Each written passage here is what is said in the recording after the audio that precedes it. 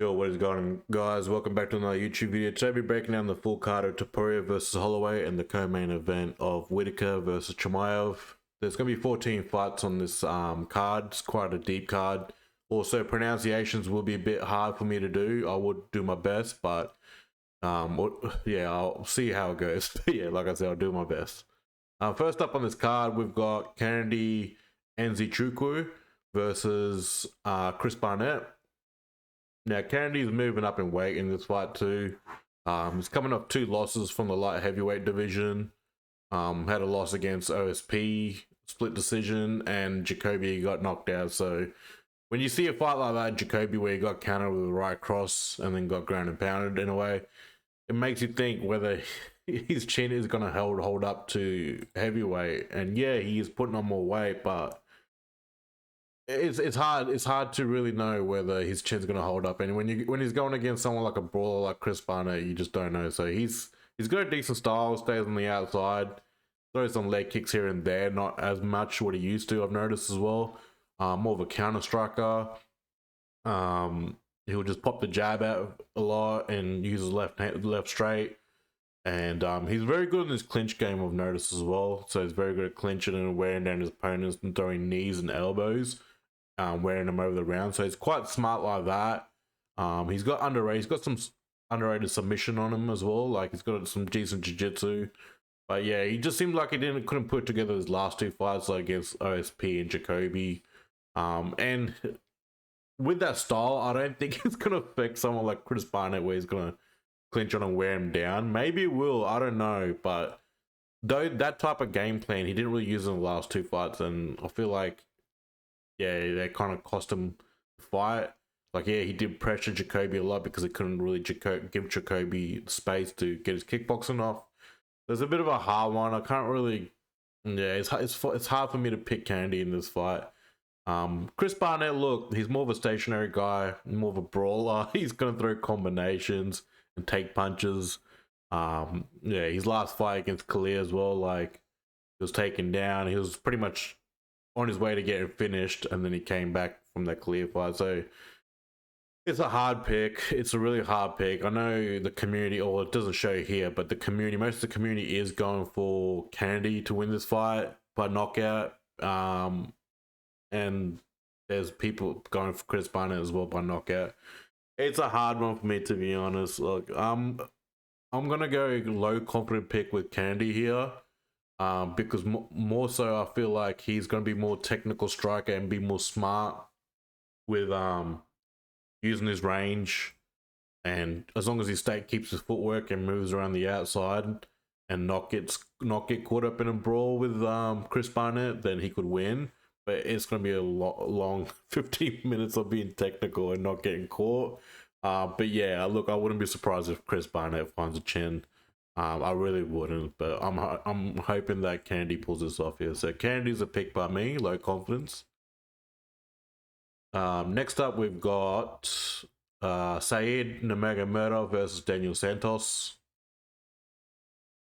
Said Nurmagomedov's had a bit of a weird run, to be honest. He goes on a decent run, then he came across Martinez and lost, and he's gone backwards. So more of a technical striker than anything. He'll use a lot of stay on the outside, low kicks, side kicks to the body, and question mark kicks, and just create different angles, move around the outside, use different angles for his kicks, and using his jab a fair bit. He doesn't really use his wrestling, obviously. Obviously, he's not related to Nurmagomedov, but what I'm saying is, like, coming from Russia, a lot of the Russians do, and Dagestanis use their wrestling, but Nurmagomedov doesn't. Where he does, I've noticed, is like when the fighters do try to get a takedown, he'll go straight into the guillotine. So he's got really good jiu-jitsu as well. So even when he's on his back, he will set up triangles and guillotines and all that sort of shit. So yeah, he's quite good there. But yeah, he's coming off a win against Garov.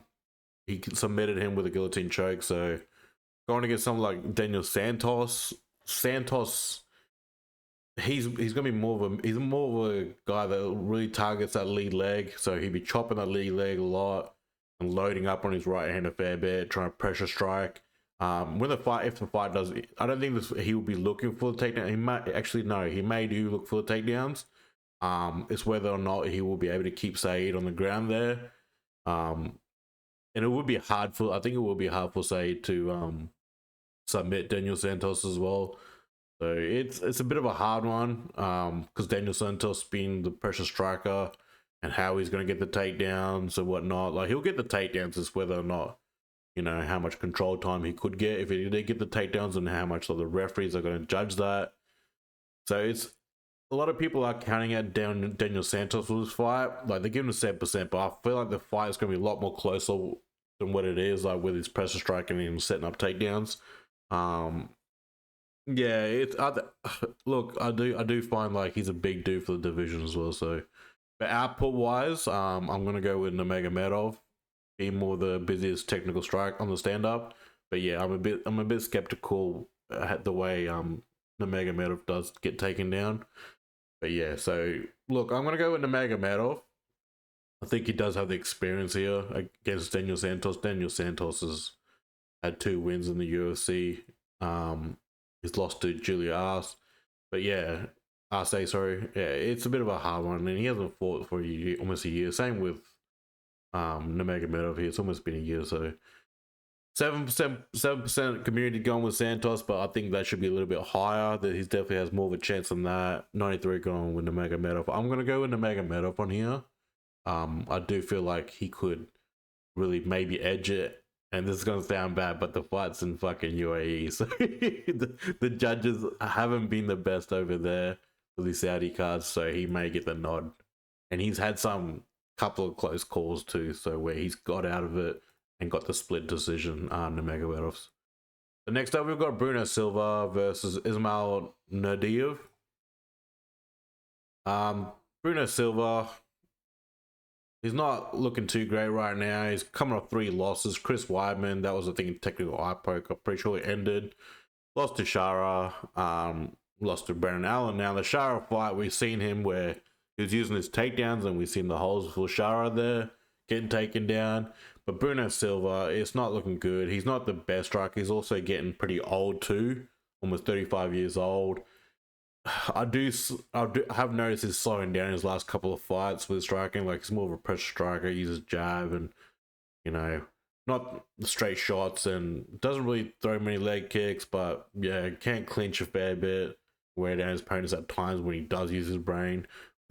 But other than that, like, he's not all that. He uses takedowns, like, but he doesn't really set him up too well as well. So he's not the best fighter right now on the UFC roster, sorry.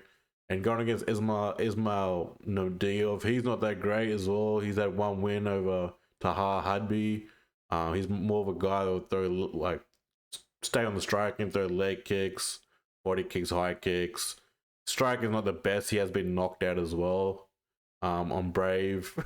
And he was in the UFC and he came back, so he's been submitted, and he's got a couple of submissions on his record too. He does grapple sometimes. Yeah, both guys aren't that great, to be honest. I don't even know why they even brought Ismail back. But he is the younger guy, and a lot of people are going to go for Bruno Silva in this fight. And yeah, so 34% going to Naurdiev, 66 is Bruno Silva. I'm going to go with Silva in here, but I wouldn't be surprised if he loses this one as well. Both guys aren't looking that great in their careers right now, so yeah, Bruno Silva's a pick here. It's low confidence, 66% community going Bruno Silva, but I wouldn't be too mad if I get this wrong, to be honest. It's not the best of fights on the card, but Bruno Silva's a pick here. Next up, we've got Farid Basharat versus Victor Hugo. Now, Farid Basharat is undefeated in the UFC. All this pop-up, sorry about that. So he's undefeated in the UFC, massive win streak going on. That win against Taylor Lapilus is very good. Like, considering how good Taylor Lapilus is, good of a fighter is, and how good at takedown defenses. If you watch that fight, Farid Basharat struggled to get Taylor down the ground. He had to use like inside trips in the clinch. Cage, try to get Cage takedowns. He did everything he could to try to get Taylor down. So yeah, Farid's more of a guy, more of a counter striker. Stays on the outside. Really puts a lot of output there with the leg kicks.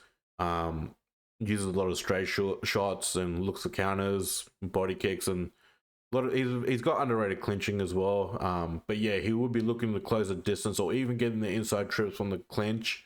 He's very good at that. Very good with his ground and pound grappling, and he's got some really good jiu-jitsu. So he's quite a good fighter. He's very smart too, from what I've noticed. Had the way he controls his distance. And going against someone like Victor Hugo. Victor Hugo's still new to the UFC. He's only had a couple of fights under his belt. Contender Series win over Torres, Eduardo Torres, and Pedro Falco. Now the fight with Victor Hugo, he was taken down a fair bit in that fight there. He's good at setting up submissions on the ground. I give him that one, Victor Hugo, but takedown defense doesn't look all that great. He did well to get up at times, but again, there's a lot of control time there for Victor Falco in that fight. Striking wise, he's got some pretty good combinations from the body to the head. He doesn't really throw too much output though, so I feel like this is a pretty big mismatch, considering Farid just came off the win against Taylor Lapilus, and this is more of he's going against a guy as a newcomer. So again, it's a UAE.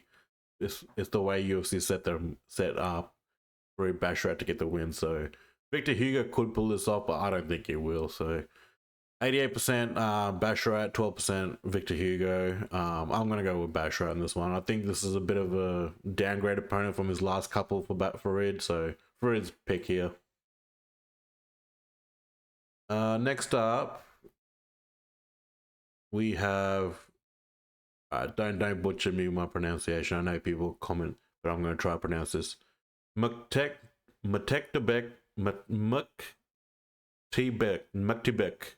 or Orolbai versus Mateusz Rębecki. Yeah, there you go. Got that one at the end there. So I know how you guys come in the comment section and hey, fuck, you didn't even pronounce that shit right. Not gonna subscribe. I'm gonna take my 2 cents elsewhere. But anyways, Orolbai obviously on a nice win streak here. He's only had 1 loss. Very good win there against Elvis Brenner. Definitely do rate Elvis Brenner. He's more of a guy. Pressure strikes. He'll try to close the distance as much as he can. He looks pretty small for the division, to be honest. Like from what I've seen in the last fight, so he'll be up in the opponent's face, throwing like a lot of jabs and straight shots and a lot of flurry shots, and then he'll try to get the takedown against the cage. Uses grappling, very good with his ground and pound as well, and nicely sets up the submission. So he's very, very dominant on the ground and controlling his opponents on the ground when he gets the fight to the ground. So yeah, he's a scary fucking dude. And he's just seen his last couple of fights. He's definitely going to be a threat in this division. And going against Mateusz Rębecki, I feel like Orolbai is going to be probably not the bigger dude, but he's taller dude, but he may. It's a bit of a weird fight because Mateusz Rębecki is a guy that really he's going to be the guy. He normally is the guy that like pressure his opponents like Orolbai here. He'll pressure strike his opponents, so leg kicks, use a lot of head movement, and tries to like use combinations to the body and the head, uses a lot of jabs and straight shots. And he's another guy that pretty much would do the same as Orolbai. Mix up his strike and get the takedown and uses a ground and pound in his grappling and his jiu-jitsu. But I feel like that's going to be... I don't think he'll do that with Orolbai. I think Orolbai is going to be the dominant one. I think he's going to be the more accurate striker in this matchup. And if he does take some shots, I don't think he will get hurt by Rębecki, but I could be wrong. But it's just that Rębecki, like, it's not a good look getting finished by Diego Ferreira. Ferreira's a vet, but he's way past his prime. And he had a submission over Roosevelt, like fair play. Like Lloyd was a good finish there too. So it's a hard one. It's a hard pick. This will be definitely a bit of a test for Orolbai to see where he's at in the division, but I just can't go with Rębecki. Just seeing him get finished by Diego Ferreira, that's not a good look, to be honest. So Yeah, it's gonna be a great fight, but I'm gonna go with Orolbai here, and 89% gonna go Orolbai and 11% Rębecki. Gonna be a great fight, that one there. Next up we've got Ibo Aslan versus Raffael Cerqueira. Now with this matchup here, you won't really there's not much footage of Ibo and Aslan hitting the ground. All his fights are pretty much being fucking knockouts. And he's a guy who will stand there and strike, throw leg kicks, high kicks, and use a jab and load up with his right hand. But the problem is when you see his last fight there against Anton Turkalj, sorry, I think he calls himself the pleasure man or some shit. So it's real weird. If anyone's seen Anton's fights, he's a bit of he just comes up weird and shit. He's been knocked out by everyone, every dog and their cat in that division. But with Aslan, like as much as he did finish him in the later rounds, he took a fucking fair bit of damage from him. But that's not really a good look considering everyone's been finished off Anton in the division. So as much as it's good offensive striking, he did take a lot of damage and it doesn't really look good. But it's a good learning curve for Aslan to know that, you can't just go out there and fucking try to knock out your opponents the first round. And that was a good test for him to actually go to deep waters in those rounds there too. So going against someone like Raffael Cerqueira, there's not much footage on him. Like he's been fighting like out in demo fight, all these like regional scenes. So it's hard to find footage on him. All I can see is like pretty much he'll pressure strike and not really throw much leg kicks, and he's the same type of fighter as Ibo Aslan, who'll load up on his right hand and get the knockout. So he's a striker versus striker matchup. There's he's got some submission wins on his record, but I can't find that footage. So fuck knows where the footage is at. I can't find it on YouTube. So if anyone does find any bit of footage on Cerqueira, put it down in the comments. I would be appreciated. Would be much appreciated. Or what you know more about him, because I couldn't really find much, and the footage from what I was seeing was really bad angles and shit too. So you couldn't really see like much of his striking. So it's going to be a bit of a war this fight. But yeah, I'm going to go with a guy that's been in the UFC a lot longer and has more experience, especially that last fight. Aslan's obviously, definitely realized he's going to be more technical with striking. So Cerqueira 18% knockout, which is understandable, and 82% with Aslan. So I'm going to pick Aslan with this fight. Probably not knockout though. Next up, we've got Magomed Ankalaev versus Bruno Ferreira. Magomed is coming up a win there against Wally Alves. Wally Alves way past his fucking prime, so it's not really all that great, to be honest. Before that, it was coming up 2 losses against Kaio, lost against Sean Strickland, and had wins like against Dustin Stolzvus, and yeah, I'm not gonna pronounce that, and had fights in KSW. So kickboxer, he's gonna stay on the range, throw a lot of low kicks, front kicks to the head, and body kicks, and more looking for counters and stuff like that. And he's been a little bit exposed to in his last couple of fights where he was taken down by Kaio and he was taken down by Sean Strickland. So the takedown defense is a bit skeptical there. And going against someone like Bruno Ferreira, he's a bit skeptical as well. He's coming off some wins there against Dustin Stolzfus, spinning elbow. But the first round, we saw that he was getting picked apart from Dustin. Oh, sorry about the noise in the background. He was getting picked apart by Dustin there. The first round, as much as he's good as offensive striking, he'll stay on the outside, throw a lot of low kicks, and look for counters as well. We haven't really seen too much of the ground game of Bruno Ferreira, but actually no, we did see some ground game. He's decent on the ground there too. He'll get us. He's pretty good with his jiu-jitsu. He'll get us some deep submission threats, and he's good with his scrambles as well. So. But yeah, getting knocked out by Aslan as well with that counter, right? It's kind of a bit skeptical. And getting tagged up by Dustin in the last fight there is in the first round is a bit skeptical too. So he's got some good striking, but defensively he gets tagged up a fair bit too. So he could maybe eat a front kick to the head by a boost Magomedov, but we'll see. So, yeah, I can see him getting finished too, Bruno. So I'm a bit skeptical on it. Yeah, I don't know. It's gonna be a striker versus striker, but yeah, I'm gonna go with Bruno Ferreira, but I'm a bit skeptical about it. I don't know, but Magomedov, just the way he sets up his front kicks and he's he's in the way he controls his range is it's good, but yeah, it's hard. It's hard to pick him at the same time. So I hope Ferreira actually does change it up and use some wrestling or some shit. He's gonna have to, or he can't really strike with obviously Magomedov. So Ferreira is the pick here, 76% and 24 Magomedov. But I could see Ferreira getting eaten a front kick to the head too as well. Next up we've got Geoff Neal versus Raffael dos Santos. This card's fucking deep, man. Still in the prelims. With this matchup here, Geoff Neal, hands of steel, coming off 2 losses. One against Ian Machado split. Shavkat, that was a war, and he had a win against Vicente Luque a long time ago. Geoff Neal is probably in his last year of the prime. Probably this year or next year will be probably the end of his prime. He's 34 years old. He's very good at his footwork, getting into the pocket, throwing combinations to the body and the head, using his jab nicely in the left hand. He's got a lot of power behind it. He did obviously beat Bilal Muhammad back in the day. But besides his striking, he doesn't really throw much leg kicks. He doesn't really use his clinching too much. He does have it there. His clinching wear down his opponents, but he doesn't really use it much. And doesn't wrestle, so he's going to be, I feel like he's going to be the faster guy and better footwork and better striking against Rafael dos Santos. Dos Santos didn't really look good with striking against Mateusz Gamrot in his last fight. He's definitely slowed down. Lost against Luque as well. It's not a really good look. So Rafael's definitely starting to hit.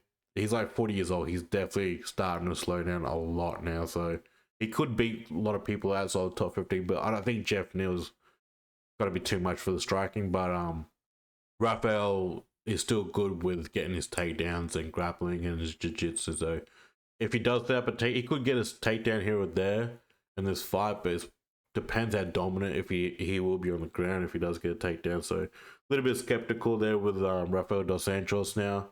Was coming just the way he looked in the last fight. Just that I feel like Geoff Neal is going to be the fresher guy with footwork and whatnot, make it hard for dos Santos to get the takedowns, but I could be wrong. I'm going to pick Geoff Neal here, 90% going with Geoff Neal, 10% with dos Santos. So, yeah, I'm going to go with Geoff Neal on this one.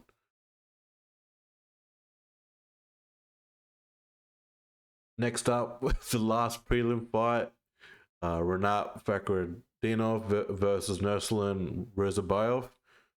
Yep. Rinat here, Fakhretdinov.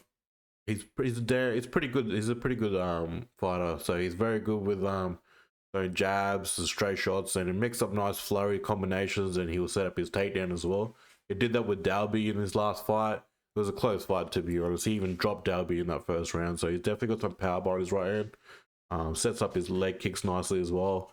But very dominant with his grappling and setting up submissions as well.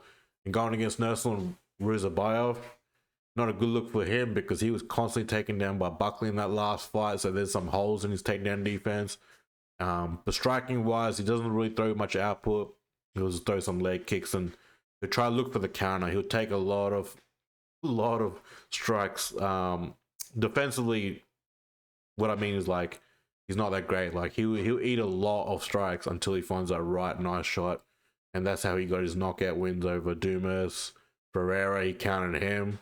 And yeah, so he's definitely got some power in his hands, but again, the takedown defense is not all that for Nursulin. So 84% Fakhretdinov, 16% Ruzibayev. Ruzibayev could get the knockout, but I'm a little bit skeptical with it because of his takedown defense, and Fakhretdinov is got to look for the takedowns there against the cage when he does throw throws. He probably won't rush in as much. He'll probably throw more leg kicks in this fight and not try to get countered. And yeah, he'll be very heavily on the wrestling and the blueprints right there to take down Ruzibayev. So I'm gonna go with the community here too, 84% Fakhretdinov.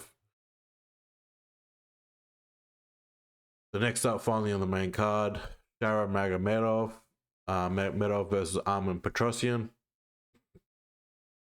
Shara Magomedov's undefeated in the UFC right now.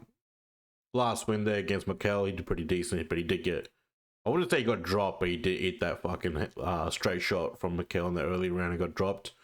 So he's the guy that just pretty much bounces around for a bit, stays on the outside, throwing a lot of output leg kicks, body kicks, a lot of 1-2s, moving around a fair bit, and that's pretty much it. There's nothing to it, to be honest. That Tricoli fight was, he got that knockout, but fuck, he kind of looked shit against someone that's pretty trash. Tricoli's ass, man, and he took a bit to get that knockout.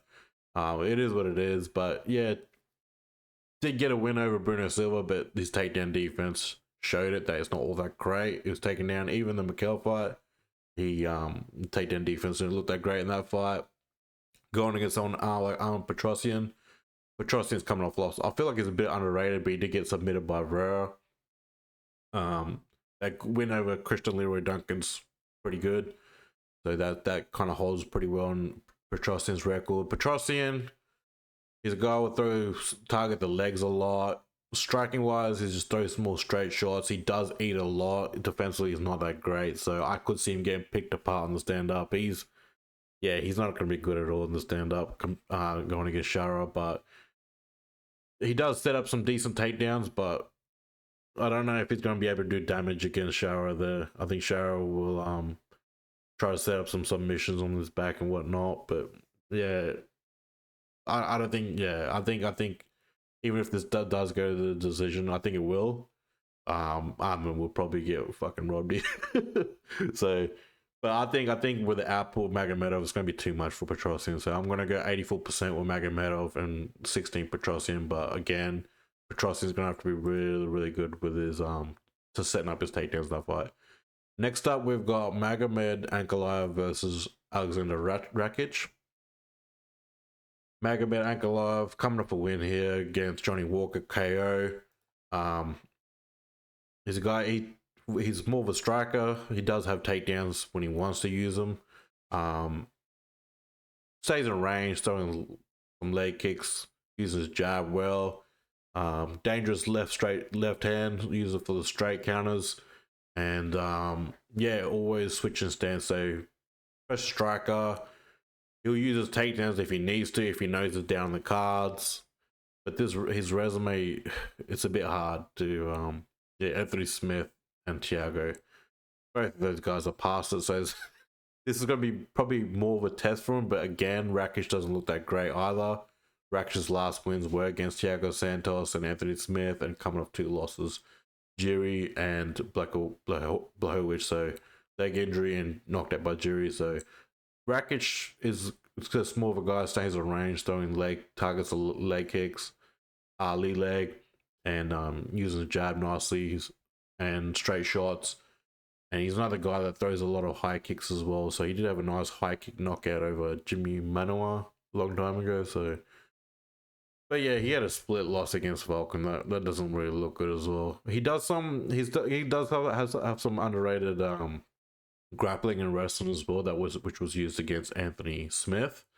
But again, that is Anthony Smith. So I don't think he will be able to fucking take Magomed down and be more of a striking matchup. So I could see probably another, I want to say KO, but look, I think Ankalaev will get the decision win. So 80% going to go Ankalaev, Rakić 20%.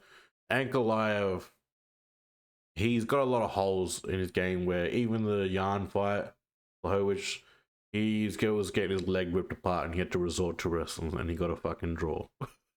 And then the same thing, like Johnny Walker shit, and he was picking his legs apart too in the first round. So there's some holes in his game with the leg kicks. So good luck against Alex Pereira. He could get it done, but against Alex Pereira if he does get past this fight, but we'll see. So Magomed Ankalaev's the pick there. Next up, we've got Lerone Murphy versus Dan Ige. We're getting there. In this matchup here, Lerone Murphy, he's coming off a win against Edson Barboza, so This is going to be probably a bit more of a test of a younger guy compared to a Barboza for Lerone Murphy. Uses jab well, very good with staying on range and throwing leg kicks and body kicks and high kicks. And he will, he's got some nice effective grappling too, nice takedown defense. But later rounds he was getting tagged up there against Barboza. So this is gonna be, yeah, this is gonna be definitely a bit of a test. Dan Ige really doesn't mix up his striking much, to be honest. He's got some nice combinations. He'll use his jab well. He's a very short guy for the division as well, 5'7". So yeah, he doesn't really throw much leg kick. He'll use a jab, and got a killer right hand there as well, Dan Ige. But yeah, it's a bit hard to go for him because he doesn't mix up wrestling. When he does get taken down, he does get controlled a bit on the ground. Even against Diego Lopez, he did get controlled, but he did look like he was coming back. Bryce Mitchell lost. It's not looking good either. So he's got some holes with his takedown defense, but if the fight ends up being on the stand-up, he does get the knockout, Dan Ige. But in this fight, I think Lerone Murphy won't be standing up with him the whole fight and will be using his grappling and try to get his takedowns as well. So, yeah, so Dan Ige could pull this off, but yeah, like I said, no one's going to stand with him the whole fight. They're definitely going to try to take him down. So 20% Ige, 80% for Murphy. I'm going to go with 80% Murphy. I don't think he'd be dumb enough to stand there and really trade with him the whole fight. And he's going to be like, he's definitely he's got the better reach too, 7'3.5. So he'll be using his jab a fair bit and chopping his league leg off Ige, because that is his bread and butter. Next up, we've got co-main event, Robert Whittaker versus Khamzat Chimaev. Robert Whittaker here, coming off 2 wins against Ikram, and got a KO for the first time in a long time, which was nice to see as a Robert Whittaker fan. Almost got finished by Costa there at the end of round 1 of the spinning back kick. But yeah, took some damage against Costa too. So Robert Whittaker, he's been training a lot with Tim Tszyu with his boxing, so he doubles up on the jab, creates different angles, throws leg kicks and bleed kicks, and he'll blitz in, throw the, like I said, double jab and the right overhand, and he mix up the high kicks. He does have some decent offensive wrestling. He did use it against Dricus, which was not the smartest, because he was like putting in some guillotine chokes. He did counter the guillotine chokes, but he was put some dangerous spots there when he did use his offensive wrestling against Dricus. That win against Marvin Vettori was good too. So, but lost against high caliber guys, it's kind of hard to root for him against Chimaev. Like, Chimaev's not the best striker.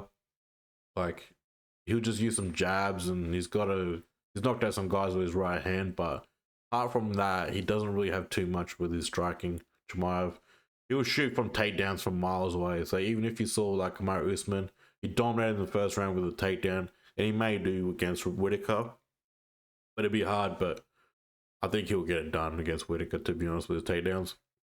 Second and third round, he knew he was getting out struck there by Usman, and he fucking shot a takedown from miles out, if you saw in the second, third round, and he got it to the ground, even from different angles. So that's what makes me hard to root for Robert Whittaker. Is like, this guy's quite dominant with his wrestling, man, and he's gonna get brownie points for fucking takedowns too, especially the card. Now that this card's in UAE, so even if he gets one takedown there towards the end of the round and controls for a minute, he'll fucking get brownie points for that, the prick.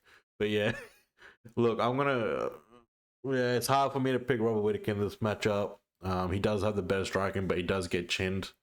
He's going to be the smaller guy in this matchup too, so it is hard to root for Robert Whittaker.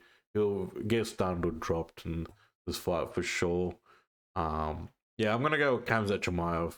I know this is bad being a Robert Whittaker, but I think Khamzat's, him even shooting a single fucking takedown, going to be brownie points. It's a 5-round fight, but I hope Rob surprises me and gets us done there. So 57 going with Whittaker, 43 with Chimaev. So I'm going to go with Chimaev in this fight.